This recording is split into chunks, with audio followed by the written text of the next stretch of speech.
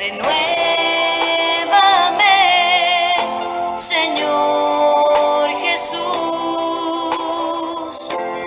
pon en mí tu corazón. En la última cena, el Maestro dijo a sus discípulos: como mi Padre me ha amado, los he amado yo. Permanezcan en ese amor que les tengo. Si guardan mis mandamientos, permanecerán en mi amor. Lo mismo que he guardado los mandamientos de mi Padre y permanezco en su amor. Les he dicho esto para que mi alegría esté en ustedes y así su alegría sea completa. Este es mi mandamiento: ámense los unos a los otros. Evangelio según San Juan, capítulo 15, versos 9 al 17. Quien ama verdaderamente y ha aprendido a amar según la ley de Dios, siempre será ese tipo de persona que le hace el bien a los demás. Notas amables a la palabra de Dios, domingo 9 de mayo, año 2021. Porque todo lo que hay dentro de mí necesita ser cambiado, Señor.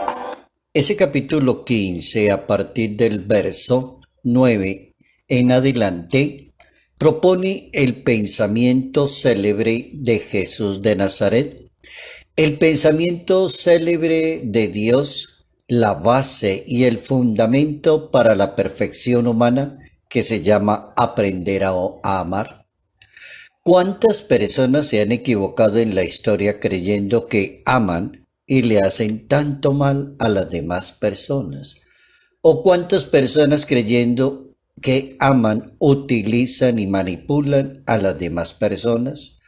¿O cuántas personas creyéndose ser amadas por los demás terminan mal sus vidas porque descubren que eso no era realidad?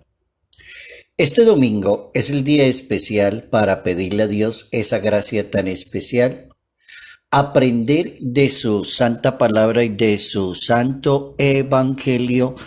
Esa frase tan corta: este es mi mandamiento, que se amen los unos a los otros. Lo primero que hay que es definir. La persona que define siempre aprende y comete menos errores en su vida. Define y serás grande en tu vida. Entonces hay que definir. Hay que definir qué es el amor para poder trabajar esa parte afectiva, intelectiva en la vida humana. Santo Tomás de Aquino enseñaba que amar es procurar el bien de las demás personas. Ahí ya hay una primera idea, que eso que le llaman amor o amar es hacer siempre el bien. Esa es la mayor explicación del amor. El Papa Francisco coincide con Santo Tomás y advierte que la persona que ama siempre debe pensar en hacerle bien a los demás, dice el Papa Francisco. Algún escritor griego sintetizaba su pensamiento en un libro hablando del amor. El autor termina su libro diciendo: amar es aprender a caminar en la misma dirección. Cuando las personas aman, están pensando en lo mismo, en el bien de la otra persona. Dios propone el amor en la Santa Biblia como la base y el fundamento para la perfección de un ser humano. Eso quiere decir que las personas, hombres y mujeres, se perfeccionan y se hacen mejores personas, calidad de personas, en la medida en que aman. La persona que ama entiende que eso es una gracia de Dios, es un don de Dios. Es imposible que un ser humano entre a decir: es que yo amo porque yo me inventé eso. Mientras no se ame a Dios y se aprenda a hacer la voluntad de Dios, el arte de amar se queda muy corto en la vida humana cuando no tiene valores, cuando no tiene espíritu, cuando no cuenta con la gracia, cuando no hay una vida espiritual. En la mente de Dios, dice la Biblia, no existen los esclavos. Así que está muy equivocada la persona que crea que amar es tener esclavo a otra persona o esclavizar a la otra persona. O la persona que piensa que amar es mendigarle amor a los demás. La Biblia dice todo lo contrario. En la mente de Dios no existen los esclavos. Los llamo amigos, dice el maestro, porque les he dado a conocer todo lo que escuché de mi Padre. Capítulo 15, verso 15, Evangelio según San Juan. El amor existe en Dios y Dios es amor, y así lo dice la Biblia. La Biblia reconoce y prueba que Dios es amor. A Dios se le identifica con el amor. Si uno quisiera tener algo para decir, este es Dios, diría, Dios es amor. Entonces la mayor revelación del amor de Dios se expresa en la encarnación de su Hijo, envía a su Hijo por amor al mundo, para salvar al mundo, y éste salva el mundo y lo hace por amor. Jesucristo salva el mundo por amor. Por eso en la mente de Jesucristo no existe la posibilidad de condenar a nadie, ni acusar a nadie, ni hacer sentir mal a nadie, ni denigrar de nadie, ni ser hipócrita con nadie. En Jesucristo no existe eso, porque es que ya existe el amor de su Padre Celestial, porque Él es fruto del amor de Dios. Es decir, Él vino a salvar y no a condenar gente. Así que las personas que digan amar o que aman a Dios y le hacen tanto mal a la sociedad, a sus semejantes, a su propia iglesia, están fuera de camino. La ley está formulada, toda la ley de la Biblia está formulada en el amor. Toda la síntesis de la Biblia está en amar a Dios, obedecer la palabra de Dios, amar a los demás, cumplir el deseo de Dios, va a amarse a sí mismo. Cada persona debe aprender a amar, valorando la autoestima como una expresión del amor.